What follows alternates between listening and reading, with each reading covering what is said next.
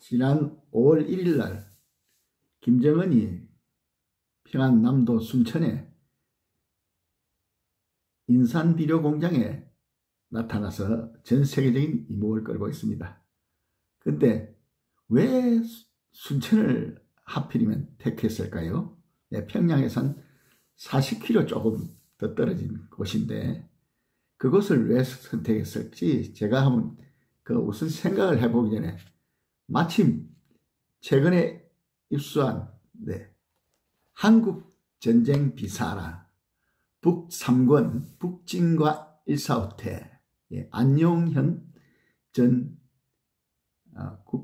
전사편찬 위원이었죠. 그분이 기술했는데 이분은 그 당시에 1사단에 병사로서 참전해가지고 6.25에 참전했었고 또 일일이 한국군 참전 장교들 뿐만이 아니고 미군 장병들까지도 인터뷰를 해가지고 이 책을 아주 92년에 발간했는데 그 당시 제가 국내에 있지 않아 가지고 이 책을 몰랐습니다. 그런데 2004년 귀국한 지 한 1년 채 안 됐을 때 제가 교보문고에서 한국전쟁 비사 이 책을 갖다 그때 입수했었습니다. 그런데 그 5,5권으로 되어 있는데 이 한국전쟁 비사 그 경위문화사라고 되어 있습니다. 그런데 제가 안용현 예비역 중령께서 참 쓰신 역작입니다. 그런데 우연히 일화가 있다면은 제가 또 교보에 가가지고 군사서적 코너 가서 쭉 보고 있는데 육사 출신 신임 장교가 마침 사복 촬영으로 들렸어요. 그래가 제가 이 책을 보고 있으니까 자기가 이 전사부도 이런 것도 관심이 있어가 왔다면서 저한테 이제 이 책이 좋으냐고 그래요. 그래서 이 책 내용이 좋다 하니까 딱 그냥 그 자리에서 꺼내가 읽어보더만은 이거 자기가 육사에서 배우던 그 교재보다 더 아주 재밌고 충실하다는 겁니다. 근데 오늘 이제 마침 최근에 이제 3권이 없어졌었는데 제가 뭐 한 몇 년 동안 3권이 그냥 없는 채로 있었는데 우연히 제가 구하게 되었습니다. 그래가지고 이 순천이라는 데 하니까 저는 순천이 바로 6.25 당시 국군이 북진해가지고 국군과 유엔군이 북진해가지고 평양을 탈환한 직후에 메가드 원수가 바로 순천하고 바로 그 옆에 있는 숙천과 순천에 대한 공수 낙하 작전 명령을 내렸습니다. 그 의도는 북한군의 테러를 차단하고 또 유엔군의 사기를 높이기 위한 것이었습니다. 그래서 그 대부분을 제가 한번 읽어보겠습니다. 그 작전 자체는 실패한 것입니다. 사실상 실패했어요. 그 실패하게 된 것은 날씨와 저런 사정 때문에 본래 계획보다 나흘이나 늦게 작전을 개시했고 또 그날 아침에 또 비행장에서 대기 중일 때도 소나기가 와가지고 또 작전이 지연되고 이래가지고 벌써 북한군 주력은 도망가고 난 뒤였습니다. 그럼 해당 부분 한국전쟁비사 제3권 공수낙하작전 부분을 한번 읽어보겠습니다. 자, 순천 우선 지도를 한번 보시죠.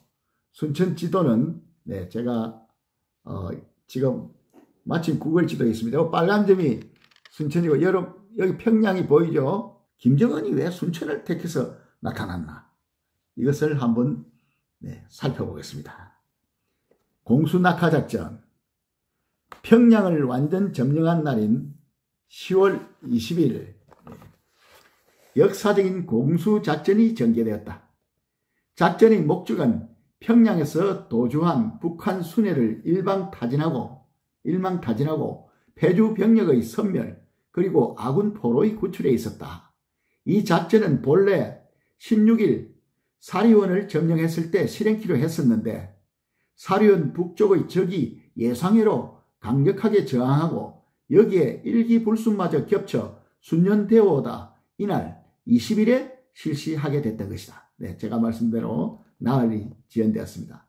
이번 공수작전에 대하여 정일권 총장 회고록은 정일권 총장, 정일권 전 육군참모총장이자 국회의장을 지내신 분이죠.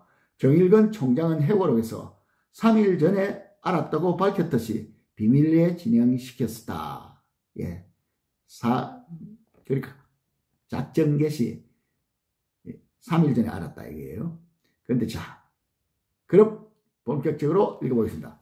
10월 20일, 1950년 10월 20일입니다. 10월 20일 새벽 0시 020 새벽 2시 제187 공수연대 연대장 보엔 대령은 김포공항에서 출동 준비를 마치고 대기 중 또 한 차례의 소나기로 이날 아침에야 미 제5공군의 엄호에 출격할 수 있었다. 공수병력 2860명은 수송기 113대에 분성하여 F-51 75대, F-80 62대 전투기입니다. B-26 폭격기 5대의 엄호를 받으며 목적지인 평양 북쪽 40km의 숙천과 순천으로 날아갔다. 공수연대는 낙하와 동시에 미 극동군으로부터 해제되어 미 제8군에 배속되어 작전을 수행키로 되었다. 한강 상공에서 편대를 짠 연대는 서해안을 따라 북상하여 14시 숙천 상공에 도달하여 보엔 연대장을 선두로 1420명이 낙하하고 이보다 20분 늦게 순천에 낙하하였다. 적의 저항은 미미하여 낙하시 전사 1명, 부상 45명을 내고 장비는 105mm 곡사포 7문 중 1문과 포탄 1125발 중 10%가 파괴됐을 뿐으로 기습작전은 성공한 것으로 보였다. 예, 그때는 성공한 것으로 보였습니다. 순천 상공에서 낙하작전을 지켜보던 메가더 원수는 대동했던 제5공군 사령관 메이어 중장, 극동군 작전부장 라이트 중장과 함께 평양 비행장에 내려 이번 공수작전으로 적 3만 명이 포위망에 걸려들었으며 곧 섬멸될 것이다 라고 발표했다. 예, 메가더 원수가 그 상공에서 항공기에서 그 참관했습니다. 작전을 보고 나서 지켜보고 지휘하고 나서 평양 비행장에 내려가지고 이번 공수작전으로 적 3만 명이 포위망에 걸려들었으며 곧 섬멸될 것이라고 발표했습니다. 그러나 작전 규모에 비하여 기대했던 전과는 위협하였다. 즉 22일 공수연대가 유엔군 주력과 연결할 때까지의 전과는 사실상 2,000명, 포로 3,818명을 올렸을 뿐으로 포로 3,818명의 전과를 올렸을 뿐이라고 하죠. 연대도 65명의 사상자를 내었다. 뒤에 알게 됐지만 북한 순애들은 12일에 이미 평양을 떠나 만포로 도주한 후였고 미군 포로 3,000명도 아군이 평양을 점령하기 3일 전에 무게차에 싣고 무게열차, 뚜껑이 없는 열차죠. 무게열차에 싣고 북쪽으로 후송한 후였다. 공수작전의 주 대상 인물인 김일성은 바로 김일성을 이제 체포하는 것이 바로 그 임무였습니다. 그런데 김일성 그 체포작전에 대한 또 일화는 또 다음에 제가 소개하겠습니다. 공수작전의 주 대상 인물인 김일성은 10일 평양을 탈출했으며 그가 휘천에 당도할 무렵부터는 주민들의 봉기가 두려워. 북한 김일성이 주민들의 봉기가 두려웠다. 이게 나옵니다. 주민들의 봉기가 두려워 이를 피하기 위하여 성룡차를 버리고 도보로 벼로리, 이거는 강계군입니다. 벼로리로 갔고, 아들 김정일은 당시 10살이었다고 합니다. 아들 김정일은 이보다 12여일 전에 만주 장춘으로 피신시켜 놓고 있었다. 고슴도치도 자기 자식 귀한 것은 안다든가. 이렇게 저자는 수려해 놨습니다.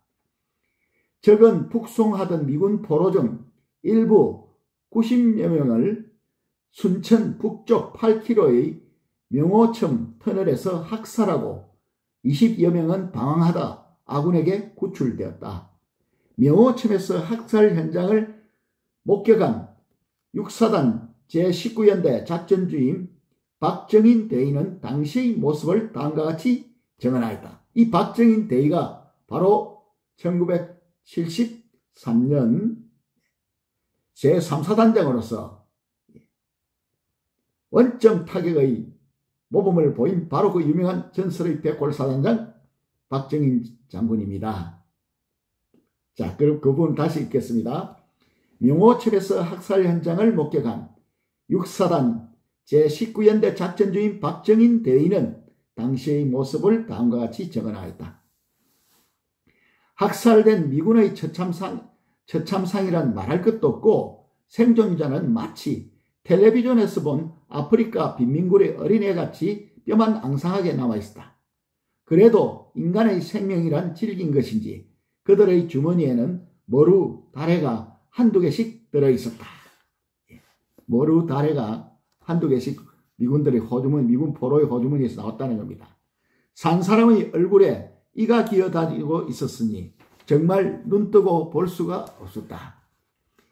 이어서 박 참모는 이날 미군의 참상을 보고 돌아오다 수색대에서 포로 2명을 잡았다는 말을 듣고 정보주임 김홍근 대위와 함께 현장으로 달려갔다.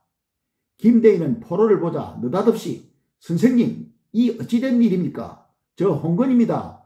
라고 울면서 포로를 얼싸안지 않는가? 나는 바로 박정인 대위입니다. 그 당시.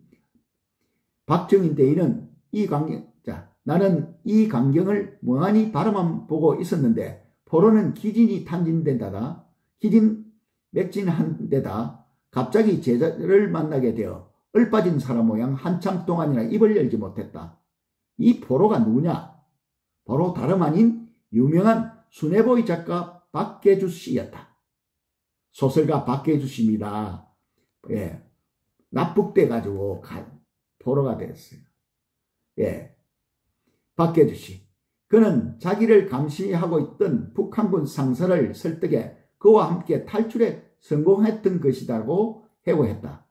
5일 박계주 씨는 자유공화국 최후의 날을 써서 전쟁의 참혹상을 세상에 남기고 있다.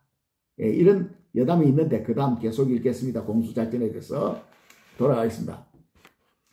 이번 공수작전은 태상 명동의 쥐 한 마리격의 결과를 낳아 메가드 원수에게 5점을 남겼지만 한국군의 사기 진작에는 크게 기여하였다.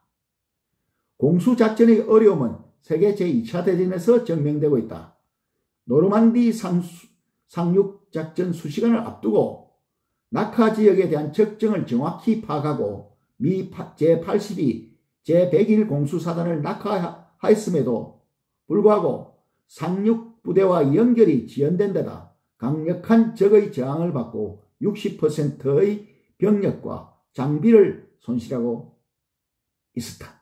이 작전에서는 비록 손실이 많이 발생하긴 했어도 적의 후방교란, 지휘계통의 혼란, 독일군에게